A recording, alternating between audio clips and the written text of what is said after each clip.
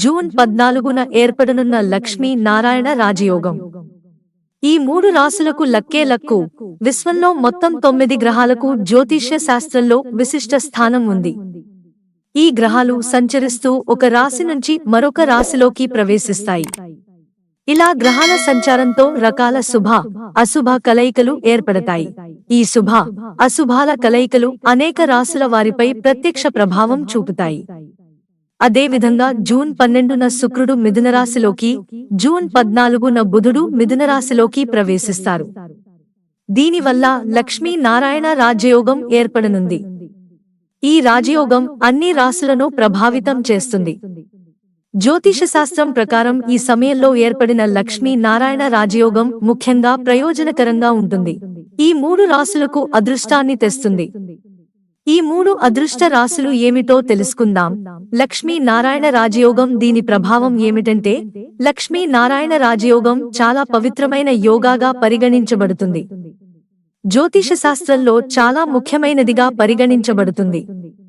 ఇది సంపద, శ్రేయస్సు, విజయానికి సూచికగా పరిగణించబడుతుంది.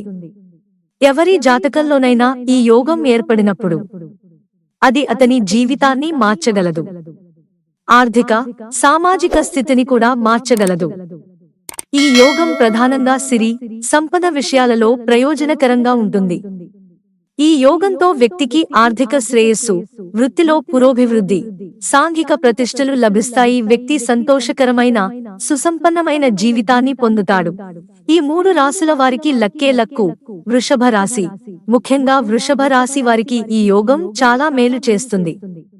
ఆర్థిక విషయాలలో గొప్ప విజయాన్ని పొందవచ్చు. పెట్టుబడి, ఆస్తి విషయాలలో లాభాలు, కెరీర్ పురోగతికి అవకాశాలు ఉంటాయి. సింహరాశి. లక్ష్మీ నారాయణ రాజయోగం కూడా సింహరాశి వారికి చాలా ప్రయోజనకరంగా ఉంటుంది. ఈ సమయంలో వారు తమ కెరీర్లో గొప్ప విజయాన్ని పొందవచ్చు. సామాజిక ప్రతిష్ట పెరిగి ఆర్థిక స్థితి బలపడుతుంది. జీవితంలో కూడా సిరి సంపదలు లభిస్తాయి. మకర రాశి. మకర రాశి వారికి కూడా ఈ యోగం చాలా శుభప్రదం అవుతుంది. వ్యాపార, ఉద్యోగాలలో పురోగతికి అవకాశాలు ఉంటాయి. ఆర్థిక విషయాలలో స్థిరత్వం, పురోగతి ఉంటుంది. ఈ సమయం పెట్టుబడికి కూడా అనుకూలంగా ఉంటుంది. లాభాల అవకాశాలు పెరుగుతాయి. మిత్రులారా, ఛానల్ సబ్స్క్రైబ్ చేసుకోవడం మర్చిపోకండి. ధన్యవాదాలు.